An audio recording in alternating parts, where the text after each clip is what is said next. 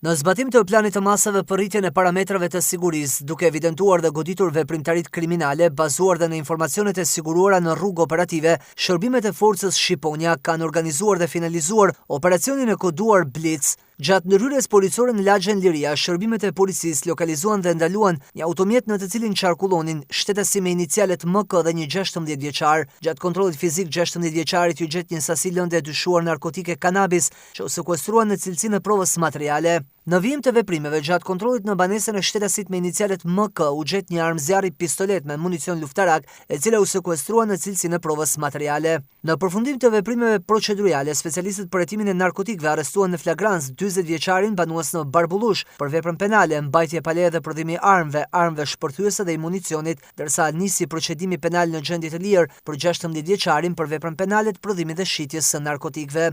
Materialet i kaluan prokurorisë për veprimet mëtejshme.